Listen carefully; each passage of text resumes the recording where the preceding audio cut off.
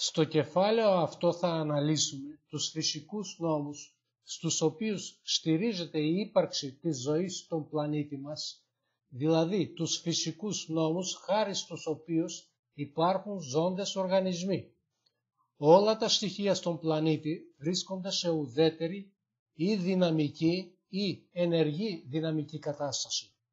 Σε ουδέτερη κατάσταση βρίσκονται τα στοιχεία στα οποία η θερμοκρασία σε όλη τη μάζα τους, εσωτερική και εξωτερική, είναι ίδια. Σε δυναμική κατάσταση βρίσκονται τα στοιχεία στα οποία κατά την μεταβολή της θερμοκρασίας του περιβάλλοντος και μέχρι την προσαρμογή τους στη νέα θερμοκρασία, η θερμοκρασία δεν είναι ίδια σε όλη τη μάζα τους.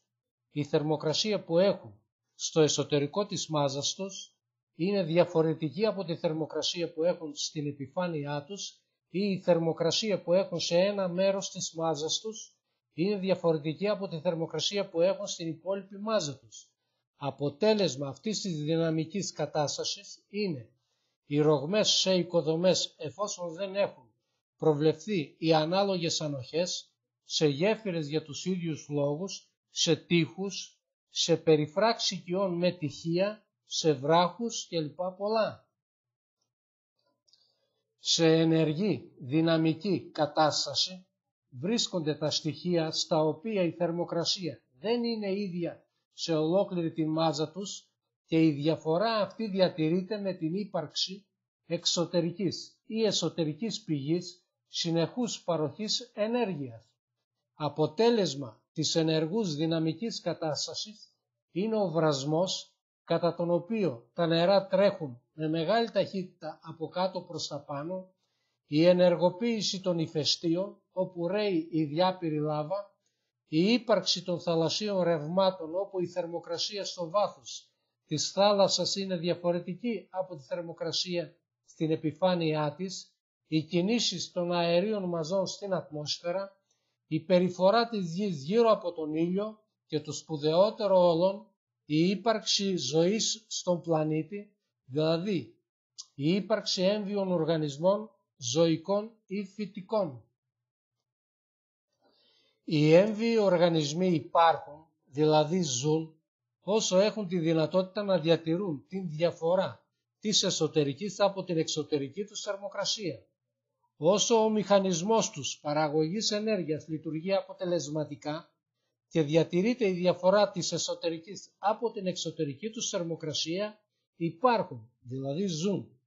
Όταν ο μηχανισμός τους παραγωγής ενέργειας πάυσει να λειτουργεί σε ικανοποιητικό βαθμό, τότε πάβει πλέον και η διαφορά της εσωτερικής από την εξωτερική τους θερμοκρασία, οπότε επέρχεται και το τέλος του οργανισμού. Είχε τονιστεί στο πρώτο κεφάλαιο με τίτλο «Νέα θεωρία για τη λειτουργία της καρδιάς» ότι η ροή του αίματος οφείλεται στην διαφορά της θερμοκρασίας που έχει ο οργανισμός στο εσωτερικό του, η οποία είναι και υψηλότερη από τη θερμοκρασία που έχει στην επιφάνειά του, η οποία βρίσκεται σε επαφή με τη θερμοκρασία του περιβάλλοντος. Αντίθετα, στους φυτικούς οργανισμούς η κίνηση των υγρών είναι αντιθέτου φοράς, διότι η εσωτερική τους θερμοκρασία είναι μικρότερη από τη θερμοκρασία που έχουν στην επιφάνειά τους. Επίσης είχε τονιστεί ότι η λειτουργία του κυκλοφορικού συστήματος είναι αυτόματη και αυτόνομη. Αυτόματη διότι η λειτουργία του οφείλεται στην ενεργή δυναμική κατάσταση στην οποία βρίσκεται ο οργανισμός, επειδή η θερμοκρασία που έχει στο εσωτερικό του είναι υψηλότερη από τη θερμοκρασία που έχει στην επιφάνειά του, και αυτόνομη διότι δεν υπόκειται σε εντολή και έλεγχο κανενός άλλου οργάνου του οργανισμού. Το κυκλοφορικό όπως και το αναπνευστικό σύστημα οφείλουν τη λειτουργία τους στην ενεργή δυναμική κατάσταση στην οποία βρίσκεται ο οργανισμός.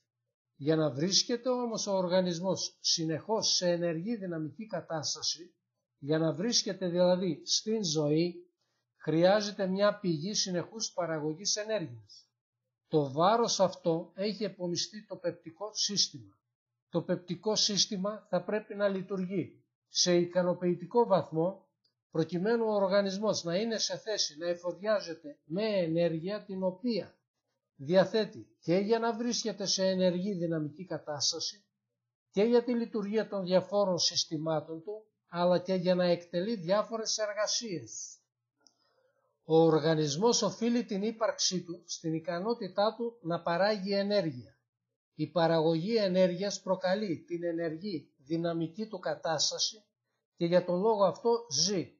Όμως, όπως όλοι γνωρίζουμε, οι οργανισμοί δεν έχουν στατική, αλλά δυναμική μορφή. Η μορφή τους συνεχώς μεταβάλλεται. Γεννιούνται, αναπτύσσονται. Αυτό επιτυγχάνεται χάρη στην διαίρεση των κυτάρων, η οποία υπέρχεται εξαιτίας των μεταβολών της έντασης του μαγνητικού πεδίου της Γης. Εάν ήταν σταθερή η ένταση του μαγνητικού πεδίου της Γης, δεν θα ήταν δυνατή η διαίρεση των κυτάρων και κατά συνέπεια δεν θα ήταν δυνατή η ύπαρξη έμβιων οργανισμών στον πλανήτη. Όσο τακτικότερα μεταβάλλεται η ένταση του μαγνητικού πεδίου της Γης, τόσο ταχύτερα διαιρούνται και τα κύτταρα.